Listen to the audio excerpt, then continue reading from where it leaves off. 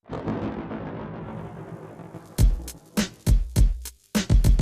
่อย่อย่อย่อ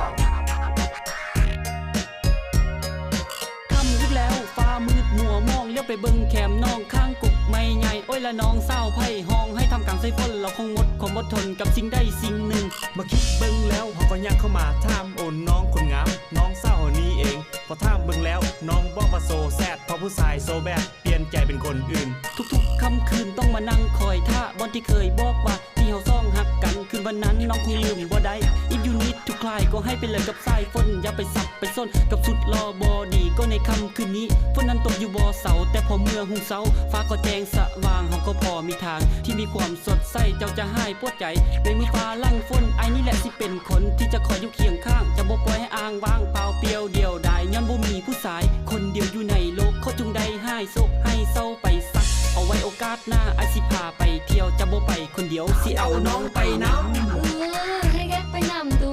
ไปก็ไปพอเจ้าคอยทุ่มเทฮักเจ้าเพื่อเสริมพลังฮักเฮาแต่เจ้านั้นมาเปลี่ยนไปเจ็บครั้งนี้คอยก็พอเข้าใจว่าควรเลือกไผแบบใดเพื่อได้คนดีมาเป็นแฟ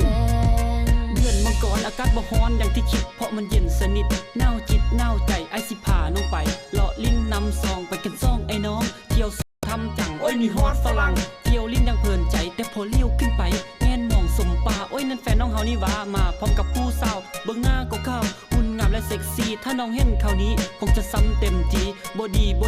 แบบนี้มันบ่ดีเฮาต้องซอกวิธีอย่างนี้ดีกว่าแต่มันซ้ำยิ่งกลัวพอเห็นแฟนเฮานางลิ้นกับผู้บ่าวเอ้าหล่อสละอาวค่อยรู้สึกปวดร้าวแซ่บแซ่บจริงๆ I am going to walk slow มาฮอดข่าวนี้แฟนเฮ็ดให้โมโหโอปาติโทมาเฮ็ดกับไปจนได้โอ้ยค่อยใจหายยักดึงแค้นมาด่าค่อยอยากจะด่าค่อยอยากจะว่าให้สมใจ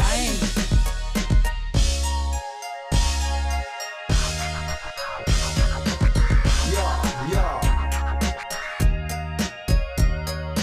เจ็บพอเจ้าคอยทุ่มเทฮักเจ้าเพื่อเสริมพลังฮักเฮาแต่เจ้านั้นมาเปลี่ยนไปเจ็บครั้งนี้คอยก็พอเข้าใจว่าควรเลือกไผแบบใดเพื่อได้คนดีมาเป็นแฟนสวยแท้ๆขนาดนี้ฮอนมาเพิ่งเย็นแต่ก็ยังได้เห็นพระปัจจัยบาดตาโอวาสนาส่งไอ้น้องเขาแซมเศร้าพระพุทธเจ้าหรือว่าเทวดาที่ได้ปันแต่งมาให้ฮักนี้ต้องคมคืนคนเศร้าต้องทนยืนอกหักอยู่ข้างถนนคนมีฮักก็ยิ้มคนบ่ยิ้มก็อกหักมันคือเกมคมฮักบวกเข้าไพ่ออกไพ่บัดนี้ต้องห้องให้วันหน้าสมหวังก็มีเพียงคมหวังมีชีวิตในโลกนี้มันต้องมีจักปีที่จะกลายเป็นของทานลืมเรื่องหวานๆมาเริ่มต้นชีวิตใหม่แล้วจะสิภูมิใจกับชีวิตของตน